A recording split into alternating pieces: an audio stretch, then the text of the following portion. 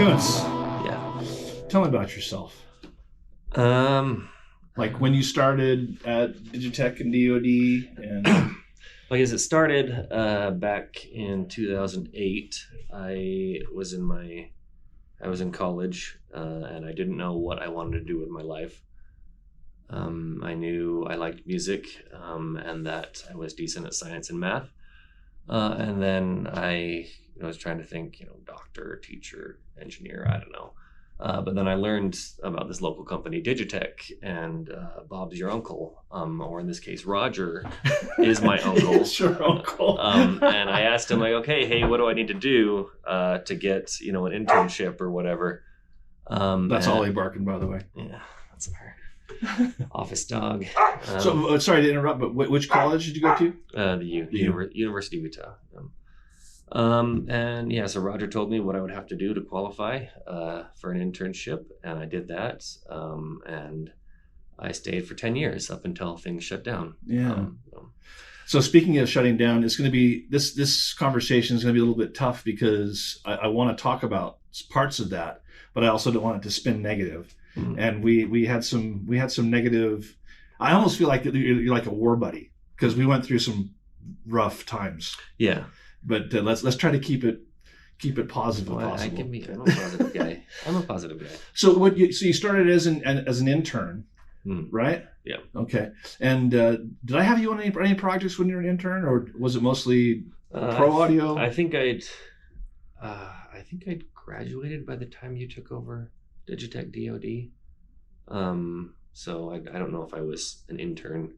But I think, my very first projects were helping Andrew out with the Time Bender and some RP firmware updates. We were doing the 500, the 1000, all that stuff. Oh, nice. So you had a little bit of a hand in the Time Bender, which is a very cool delay.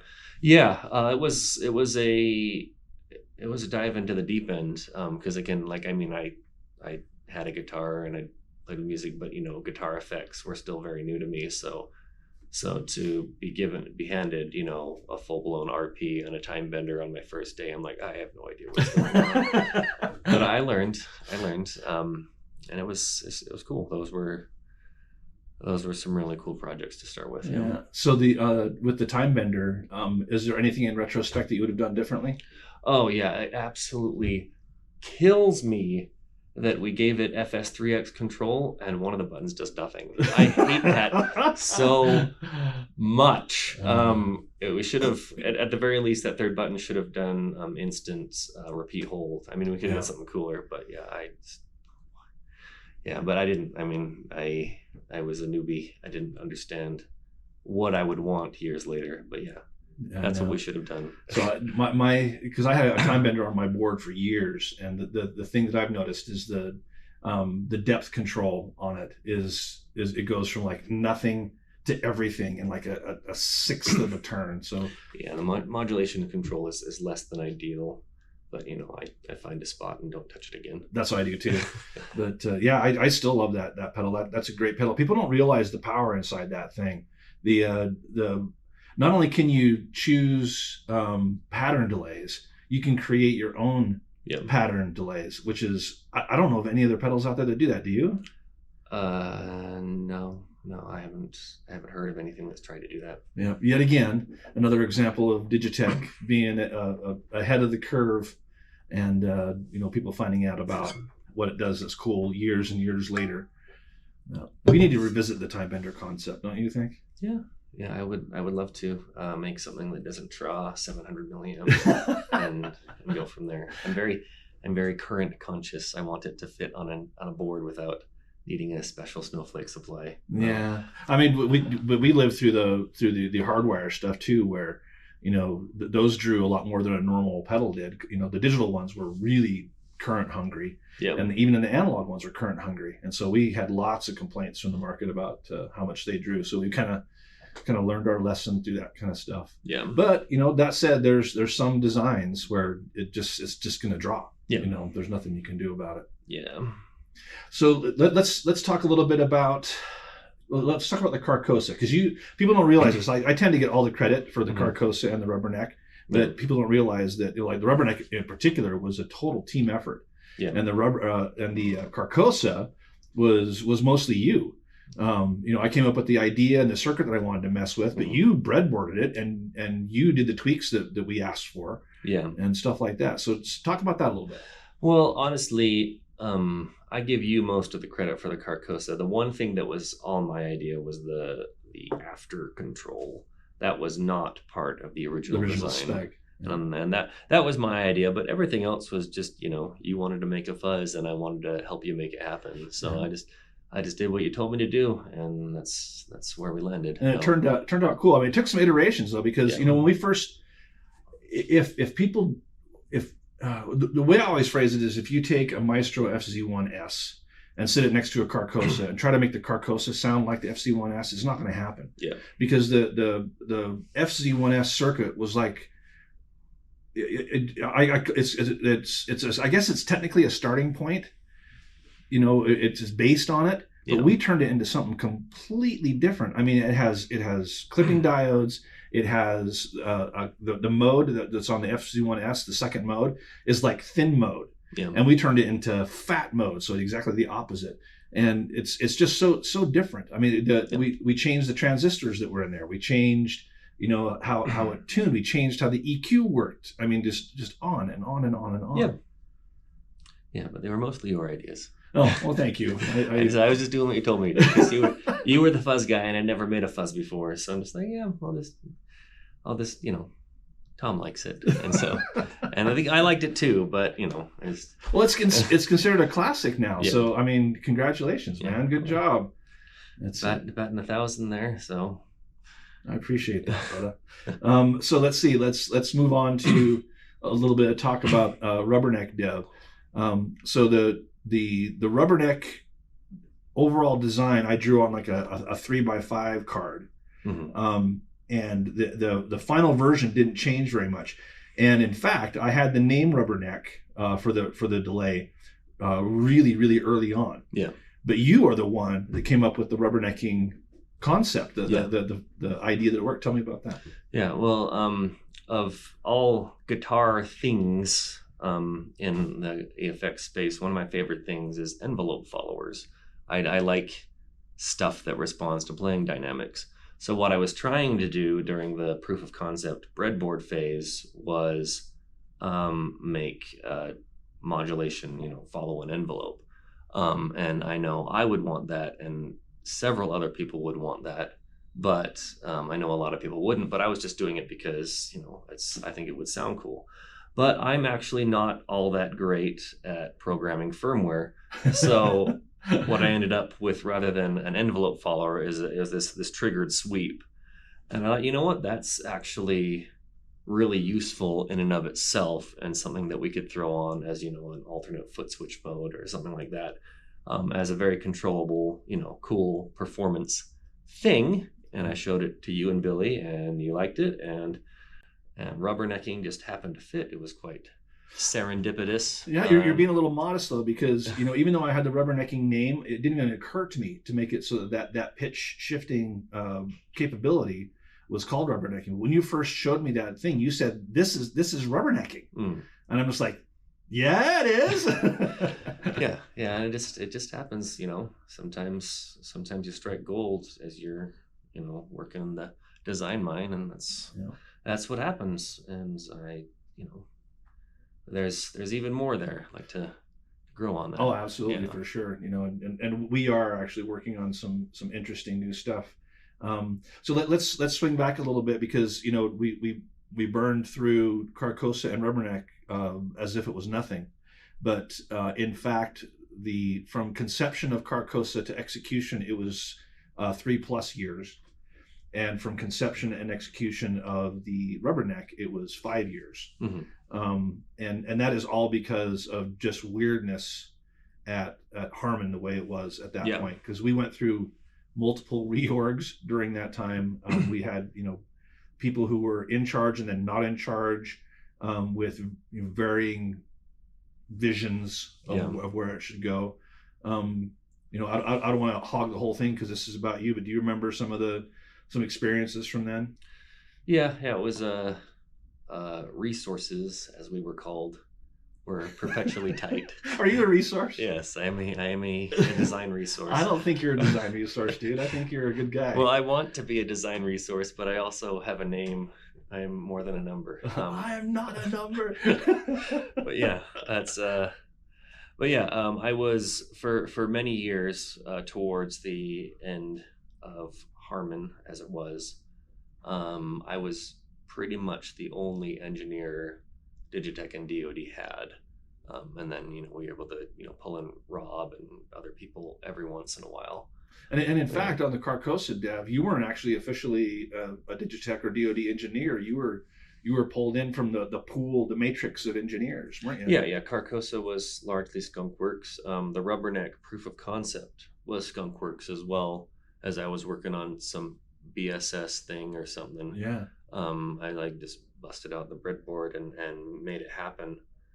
We were really in the early DigiTech and early DoD revival days, resurrection. We were really guerrilla engineering and guerrilla marketing on a lot of this stuff because we were kind of left our own devices, or when we weren't, we were micromanaged. It was difficult. Yeah. So on the well, let's talk about some of that stuff too. So we had, in addition to changing, the org changing multiple times, and people in charge changing multiple times, we also moved. Yeah. We moved from one building to the next, and the new building had a studio, which was a good thing, because we were able to, as part of that whole guerrilla thing. I tried to schedule meetings in the control room of the studio, because it was kind of out of the eye, and it didn't compete with any of the other meeting rooms. Well, I don't know if it was even on the meeting room. It wasn't on the schedule list. I just scheduled it. It was not a resource. Yeah, we'd be having meetings in the studio, and people from other divisions would end up walking, through the middle of our meeting and stuff like that. But, in the early parts of it, the meeting consisted of just a couple of people, or we just talk on the hall. Yeah. But then, towards the end, when I was finally put in charge, we actually had a crew there for a little bit. Yeah. It included, you became an official DigiTech DoD resource. Jim Lambrick became an official DigiTech DoD resource, and so did Billy. Yeah. But that was the extent of the official crew. All the rest were people to be pulled in to work on stuff. And we made do with what we were allowed to have. Yeah. But we put out a lot of stuff, man. Yeah, it was cool. We were really rolling there for a little bit. Yeah, I think we're spinning it back up. It feels like we're spinning it back up. Yeah, that's the plan. So talk to me about Post-Harman, because you moved on to Skull Candy, right? Before Skull Candy, I was working at another non-interesting engineering job, non-music related. But in the meantime, I did freelance work for Chase Bliss for many years. You did freelance work for me. Yeah. You did the PCB layout for the spiral black fuzz.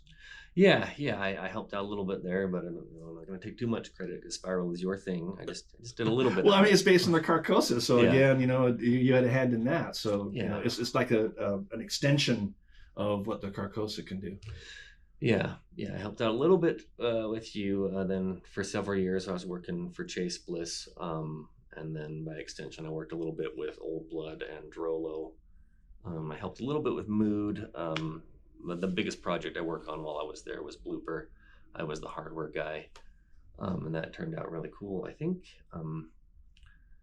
And then about after I quit my non-music related job, I was at Skull Candy for a couple of years, making earbuds and headphones. Crusher ANC2 in stores now.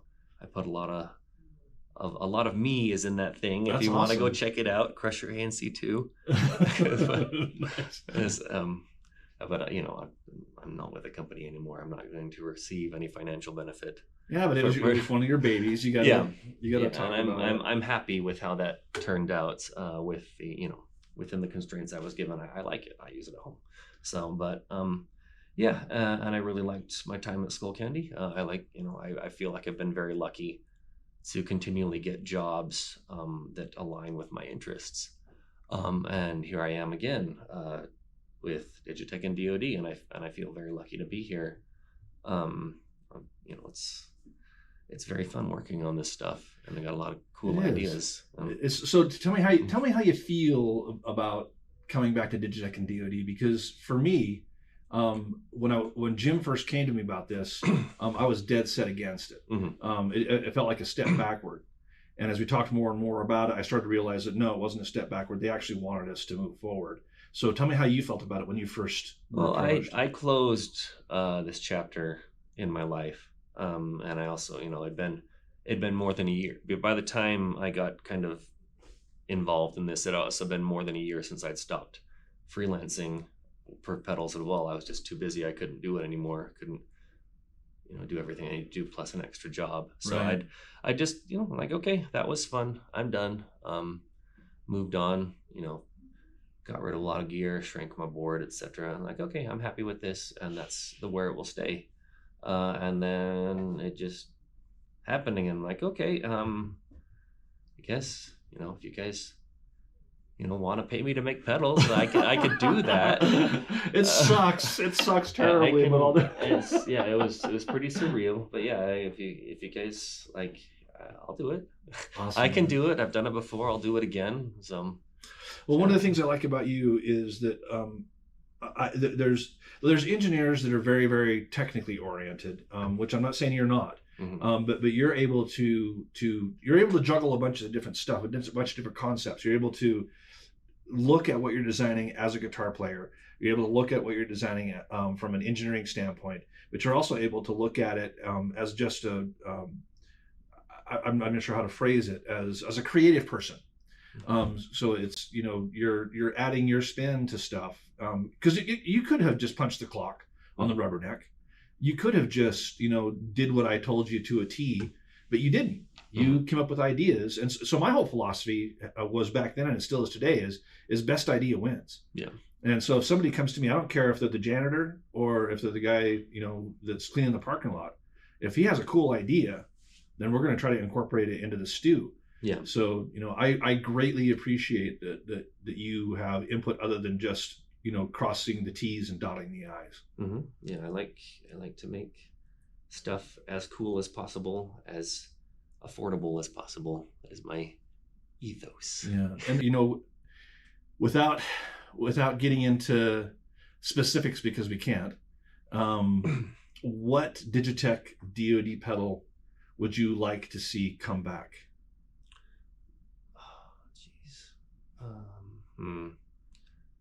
And it can be more than one. I think I've never actually owned one, but I like the idea of the punkifier. It's this, those parallel distortions, parallel fuzz. I'd like to revisit, all of our old fuzz pedals and make them fuzzier. Because I feel like a lot of Digitech DoD history, the fuzzes are closest to distortions, and distortion is boring. I agree. It's weird because, and I've talked about this with Jim and Roger in the past too, is I'm not so sure what was up with the Digitech and DoD aversion to fuzzes. But it's like, man, they loved ODs, but fuzzes were scary. Yeah, when it comes to dirt, I'm a texture guy. There's a crackle. There's a gating, there's a crumble, there's things like that are really, really important to me. And overdrive and distortion does not do that. Yeah. So, I want that from my dirt pedals. I'm right there with you. You know that, man. I'm a fuzz nerd. Yeah. And so, I want to do, time bender, but better. I want to do whammy, but smaller. Stuff like that I really want to do. Nice. So the let's see. Sorry, I'm trying to think of how to talk about stuff that we can't talk about. So we're working on quite a few really cool things that I think are going to be going to shake things up a little bit. We're also working on some stuff that is, like we were saying earlier, kind of expected of us. But one in particular, I think that there's some pretty heavy market expectations that we're going to, I think we're going to meet, but we're kind of meeting it by defying it, which I like. I by nature kind of a contrarian. So to be able to do something that people are expecting of us, but put a tweak on it makes me very, very happy. Yeah, I'm excited that we actually do have one or two things coming out that have never been done before. Literally, that's neat. It is totally cool. Huh? It's I don't know. It's cool to be able to do that, and so I hope people like it when they do come out. I think they will. Yeah. So one of the other things I want to talk about, I think I have it back here. So I'm going to grab it so you'll see my butt as I. You recognize that? Yeah. This was like a $70 import guitar that was just awful. It really was. I couldn't stand it. So this guitar, it was your test guitar. Yeah. At DigiTech and DoD for many, many years. And I remember when I first played it, it had a massive nick in one of the frets up on the high frets. And you go up there and play it, and it would actually would catch the string, and so it was terrible. But when Harman shut down, you gave that to me. I didn't want to look at it anymore. Yeah, I didn't want to look at it. But I took it upon myself as to turn it into a project. So even though it was a $70 or $100 guitar or whatever it was, I put a new neck on it, new tuners on it, new pickups in it, new bridge on it, new electronics, etc., etc. What's original? Just the body and the bridge. Sorry, the neck plate is original. The bridge plate is original too, but that's about it. Everything else is completely changed. But it actually plays pretty nice now. Yes, it does. You want it? I mean, yeah. I'll take it, but I'll give it back to you, dude. It's yours. It's all yours. I mean, you do have a few guitars. I have a couple. Yep. And you'll be doing me a favor by taking it, keeping it out of my house. Cool. Yeah. You said this is a P90, right? I've never. So that's a Gibson P90. Mm-hmm. Just totally stock. That's a Seymour Duncan 5.2 in the bridge. Yeah. I have the. I wired up the electronics myself. So it's got some caps and stuff that out of my stash. Is it an original orange drop?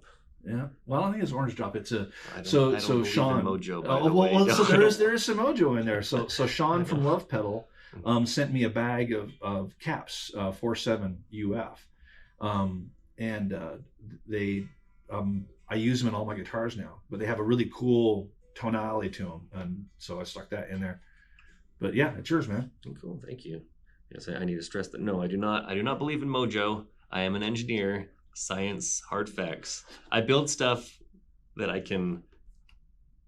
makes sense to me. So let's talk about mojo. I think that's an interesting topic. So I don't believe in mojo either. I'm an empiricist, so I believe that if something can be experienced, it can be quantified. Mm-hmm. But that doesn't mean.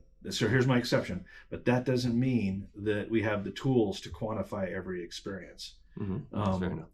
So when it comes to mojo, there are intangibles with the stuff that we're building.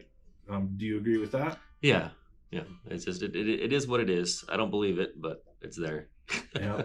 So some of it, I'll agree with you. Some of it is mental, and it's that can be proven by the fact that it's transitory, right? You stick the same amp in front of 5 different guys, and you get 5 different impressions of what the amp is like. And depending on whether it's Monday or Tuesday. Yeah, exactly. It happens to me. But yeah, some of those intangibles can be filtered out, but there are other intangibles that can't. And so that kind of stuff I think is intriguing to me, because I still believe it can be measured. We just don't know how to put it into words or to describe it to the point where we can actually measure it, or we don't have the tools to measure it. But it's measurable. We just don't know what the hell it is. Yeah. Here, I'll put that back.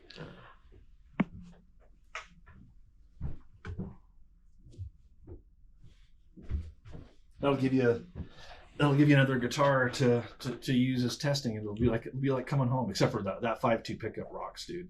I believe it. Again, I'm a minimalist. I've had one guitar for the last 10 years, but in the back of my head, I should try some P90s. I should. Yeah, P90 has just been in my head. So there's a 4-way switch in there, and I think I wired it right. but as you test it, you know, maybe you'll find some anomalies. But I think the way it goes is it's the Duncan, then both, and then the bridge, and then series. So they're both on. So it's like a humbucker. But I'm not entirely certain. It's been a while since I wired it. So check it out. I will just, if it sounds good, I won't question it. I think I've hit all the questions. Is there anything that you want to talk about before we sign off? No.